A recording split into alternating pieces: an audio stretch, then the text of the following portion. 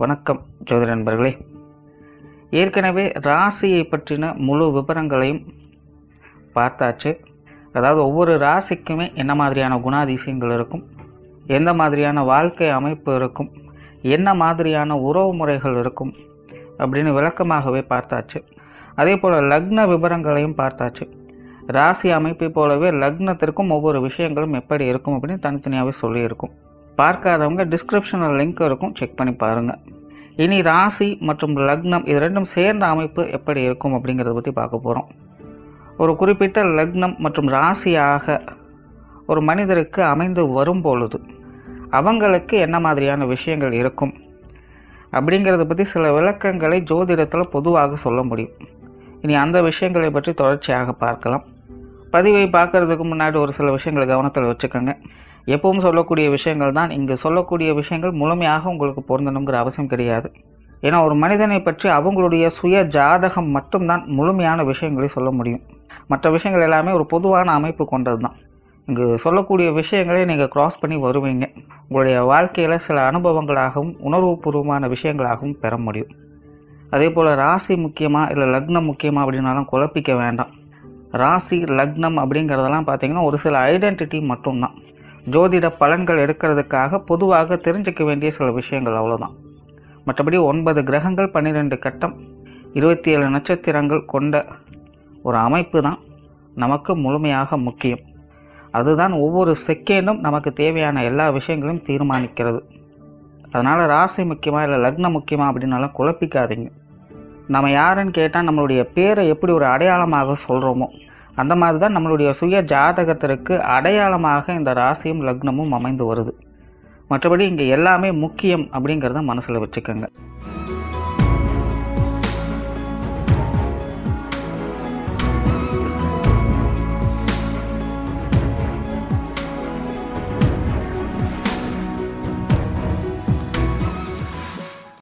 துலாம் ராசி துலாம் லக்னம். பொதுவாகவே இந்த ஏகராசி ஏக லக்னத்தில் பிறந்தவங்களுடைய குணாதிசயம் பார்த்திங்கன்னா அவங்களுடைய மனமும் புத்தியும் ஒரே மாதிரி செயல்படும். எண்ணத்தை செயலாக மாற்றக்கூடியவங்க, எல்லாமே தனக்கு அப்புறம் தான் அப்படிங்கிற ஒரு நிலையில் அவங்க செயல்படுவாங்க. அதாவது தனக்கு மிஞ்சின பிறகு தான் தானம் தர்மம் அப்படிங்கிற கான்செப்ட் தான் அவங்ககிட்ட வேலை செய்யும்.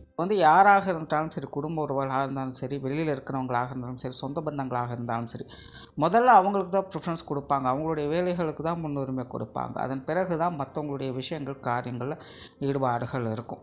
பட் இது ஜென்ரலாக இந்த ஒரே ராசி ஒரே லக்னமாக அமையக்கூடியவங்களுக்கு ஏற்படக்கூடிய ஒரு அமைப்பு.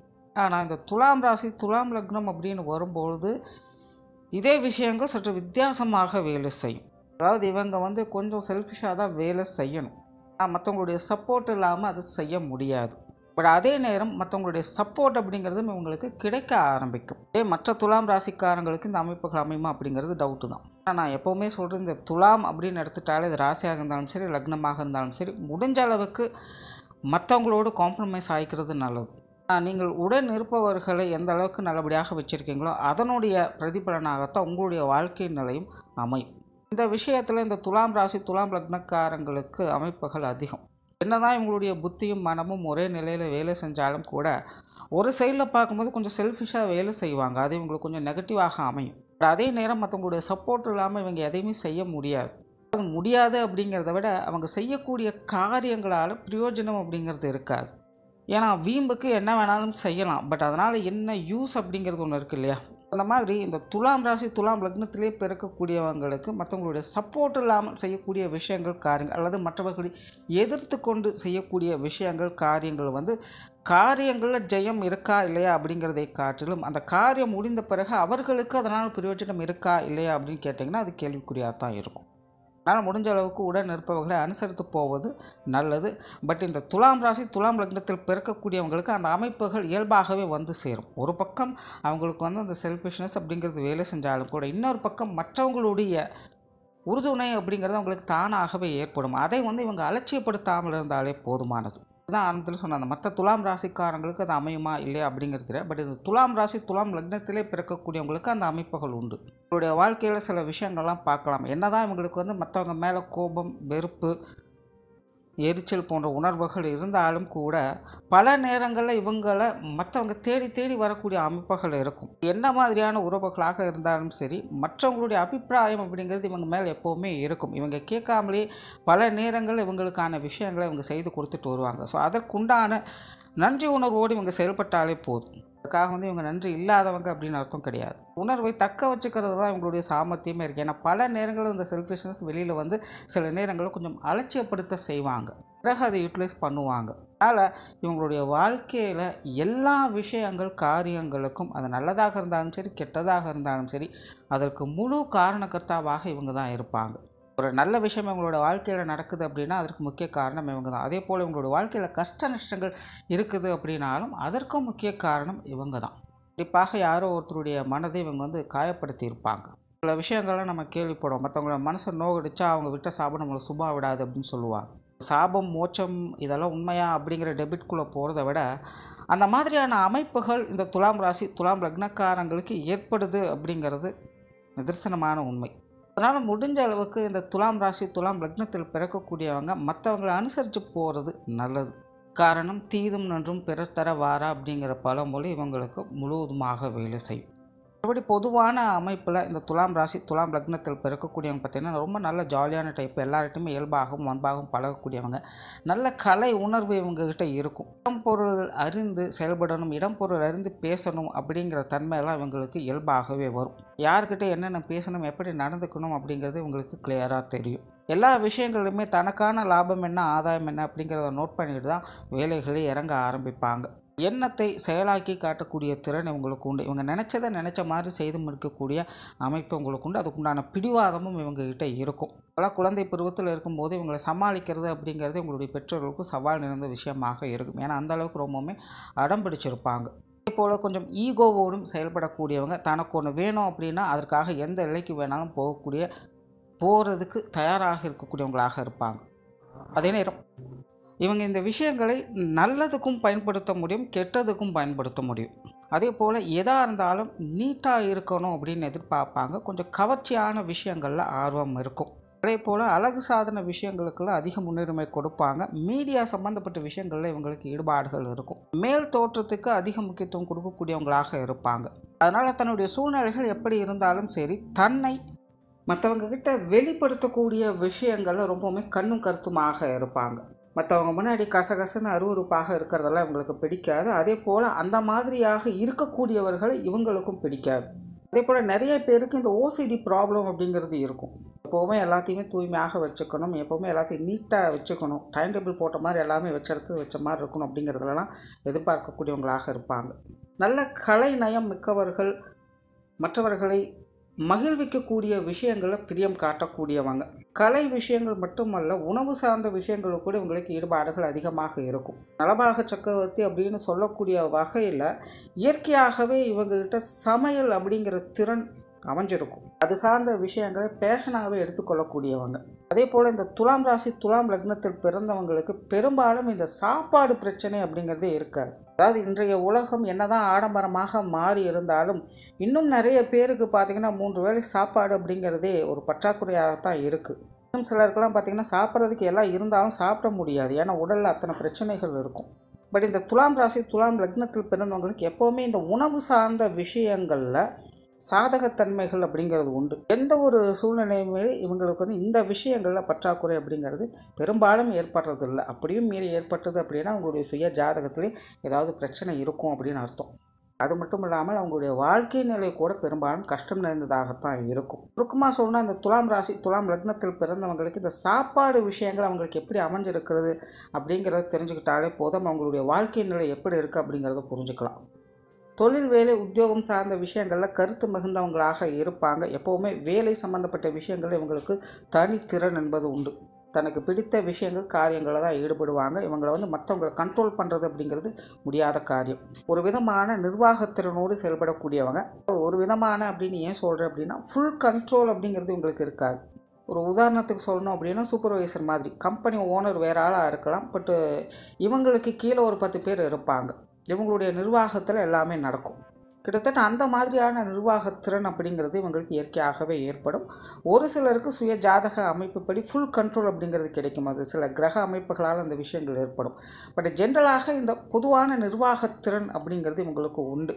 மற்றவங்களுடைய கண்ட்ரோலில் இவங்க இருக்க மாட்டாங்க, மற்றவங்களை கண்ட்ரோல் பண்ணக்கூடியவங்களாக இவங்க இருப்பாங்க. ஸோ அது சார்ந்த விஷயங்கள், அதாவது தொழில், வேலை, உத்தியோக ரீதியான அமைப்புகள் அமையும்.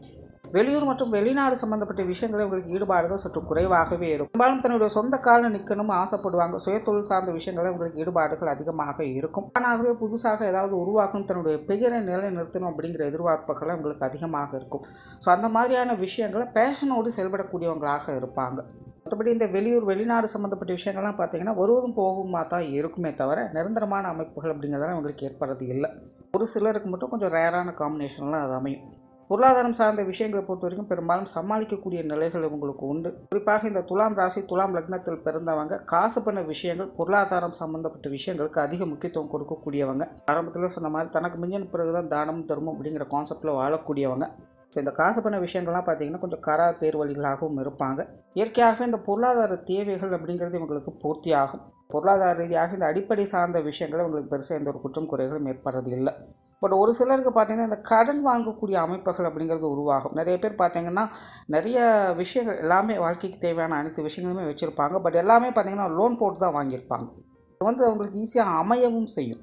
அப்படி லோன் போட்டு எல்லா விஷயங்களையுமே அவங்க செட் பண்ணி வச்சுருப்பாங்க. ஸோ அந்த மாதிரி கடன் வாங்கக்கூடிய அமைப்புகள் நிறைய பேருக்கு உண்டாகுது. சுய ஜாதகத்தில் அந்த அசுப கிரகங்களுடைய தாக்கம் ஏதாவது இருந்துச்சு அப்படின்னா இந்த கடன் சம்மந்தப்பட்ட விஷயங்களில் கொஞ்சம் கவனம் தேவைப்படும். இல்லைன்னா தேவையில்லாத கெட்ட பேர் வாங்கிறதுக்கு நேரிடலாம். இன்னும் சிலருக்கெல்லாம் பார்த்திங்கன்னா யாரோ வாங்கின கடனுக்கு இவங்க பொறுப்பாக இருக்க வேண்டிய சூழ்நிலைகள் கூட ஏற்படலாம். இந்த அசுப கிரகங்களோட தாக்கம் ஏற்பட்டுச்சுன்னா இந்த மாதிரியான கடன் சார்ந்த பிரச்சனைகளில் சிக்கிக்கொள்வதற்கான வாய்ப்புகள் இருக்குது. சொத்துக்கள் மற்றும் வாகன ரீதியான விஷயங்கள் பெரும்பாலும் சாதகமான அமைப்புகளே இருக்கும். இயற்கையாகவே இவங்களுக்கு எல்லா அமைப்புகளுமே தானாக அமையக்கூடிய அமைப்புகள் உண்டு. அது உறவுகளாகட்டும், விஷயங்கள், காரியங்களாகட்டும், மனிதனுக்கு அடிப்படை தேவை என்ன இருக்கோ அது எல்லாமே பார்த்திங்கன்னா ஏதாவது ஒரு வகையில் இவங்களுக்கு ஃபுல்ஃபில் ஆகிட்டு தான் இருக்கும். பட் அதை எப்படி இவங்க மெயின்டைன் பண்ணுறாங்க அப்படிங்கிறது தான் இவங்களுடைய சேலஞ்சு. ஸோ அந்த மாதிரி அந்த சொத்துக்கள் மற்றும் வாகன ரீதியான விஷயங்கள் கூட இவங்களுக்கு பெரும்பாலும் சாதகமான அமைப்புகளை தான் வேலை செய்யும்.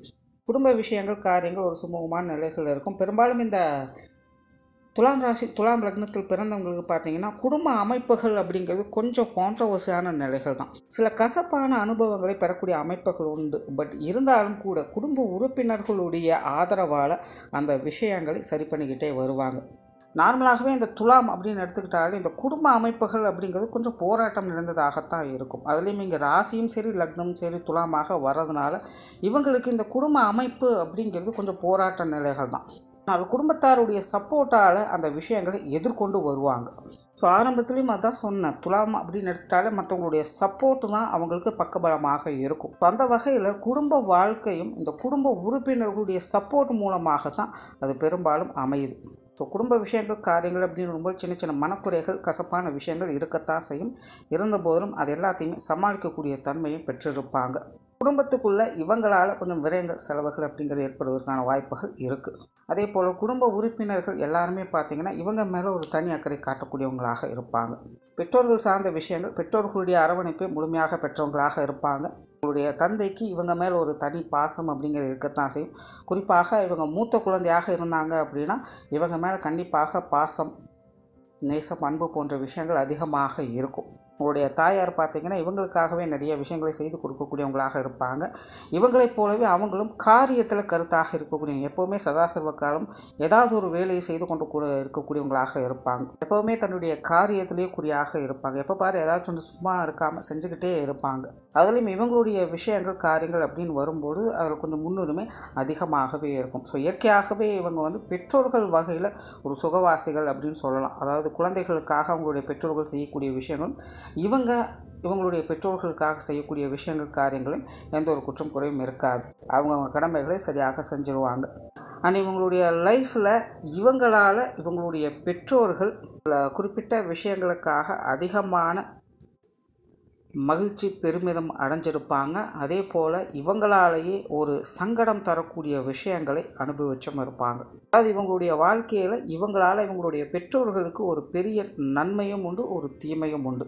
கண்டிப்பாக ஏதாவது ஒரு காலகட்டங்களில் அப்படி ஒரு சூழ்நிலைகளை இவங்க சந்திக்க வேண்டியதாக வரும். உடன்பிறப்புகள் சம்மந்தப்பட்ட விஷயங்களும் உங்களுக்கு ஓரளவுக்கு சாதகமாகவே இருக்கும். குறிப்பாக உங்களுடைய உடன்பிறப்புகள் எல்லாம் பார்த்திங்கன்னா பெரும்பாலும் ஒரு காரியவாதிகளாகத்தான் இருப்பாங்க. நிறைய விஷயங்கள் காரியங்கள் இவங்களுக்கும் உங்களுடைய உடன்பிறப்புகளுக்கும் கொஞ்சம் ஒத்துப்போகவே செய்யும்.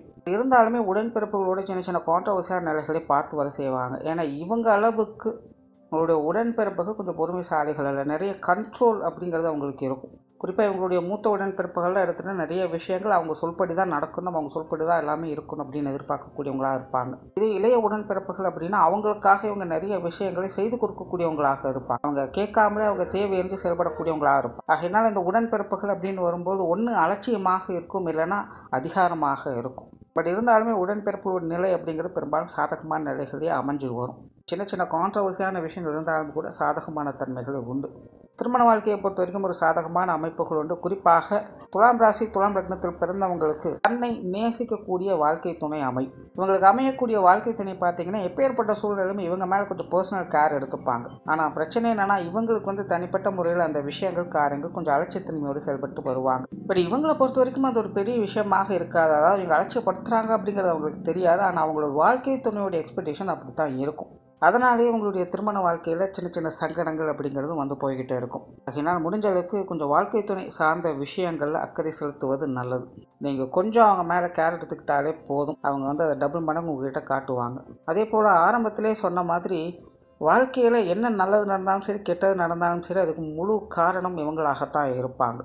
அந்த மாதிரி தான் இவங்களுடைய திருமண வாழ்க்கையிலையும் ஒரு நல்ல விஷயம் நடந்தாலும் சரி ஒரு கெட்ட விஷயம் நடந்தாலும் சரி அதனுடைய பொறுப்பு அல்லது பழி இவங்க மேலே தான் விழும். இவங்களுடைய வாழ்க்கை துணை பார்த்திங்கன்னா என்னுடைய வெற்றிக்கு பின்னாடி என்னுடைய வாழ்க்கை துணை தான் இருக்காங்க அப்படின்னு சொல்லக்கூடியவங்களாக இருப்பாங்க. அதே போல் இன்றைக்கி என் நிலைமை இவ்வளோ மோசமாக இருக்குதுன்னு அதுக்கு முழு காரணமும் என்னுடைய வாழ்க்கை துணை தான் அப்படின்னு சொல்லக்கூடியவங்களாகவும் இருப்பாங்க. நீங்கள் எதற்கு காரணமாக இருக்க போகிறீங்க அப்படிங்கிறத நீங்கள் தான் அங்கே சூஸ் பண்ணணும். குழந்தைகள் சம்மந்தப்பட்ட விஷயங்கள் பெரும்பாலும் உங்களுக்கு சாதகமாக இருக்கும். குழந்தைகள் வகையில் சௌகரியங்களும் நன்மைகளும் பெறக்கூடியவங்களாக இருப்பாங்க. குழந்தைகளுடைய குணாதிசயம் இவங்களுடைய குணாதிசயம் கிட்டத்தட்ட ஒரே மாதிரி இருப்பதை பார்க்கலாம். பட் நார்மலாக குழந்தைகள் மேலே அதீதமான பிரியம் கொண்டவங்களாக இருப்பாங்க. குழந்தைகள் அப்படின்னாலே இந்த துலாம் ராசி துலாம் லக்னக்காரங்களுக்கு ஒரு விதமான ஈர்ப்புகள் இருக்கவே செய்யும். குழந்தைகளுக்கு அதிக இடம் கொடுக்கக்கூடியவங்களாக இருப்பாங்க. சிலரெல்லாம் பார்த்திங்கன்னா குழந்தைகள் தன்னுடைய கண்ட்ரோல்லையே வச்சுட்ருப்பாங்க. ஸோ அந்த மாதிரி குழந்தைகள் சார்ந்த விஷயங்கள் ஒரு அதீதமான ஆசை ஆர்வம் கொண்டவங்களாக இருப்பாங்க. உங்களுடைய குழந்தைகளுக்கு பிரயாணம் பண்ணுறது அப்படிங்கிறது ரொம்ப பிடித்த விஷயமாக இருக்கும். நார்மலாகவே குழந்தைகள் சார்ந்த விஷயங்கள்லாம் உங்களுக்கு ஓரளவுக்கு சாதகமாக தான் இருக்கும். நண்பர்கள் மற்றும் உறவினர்கள் சார்ந்த விஷயங்கள் இதுவும் பார்த்திங்கன்னா ஒரு சாதகமான அமைப்புகளே இருக்கும்.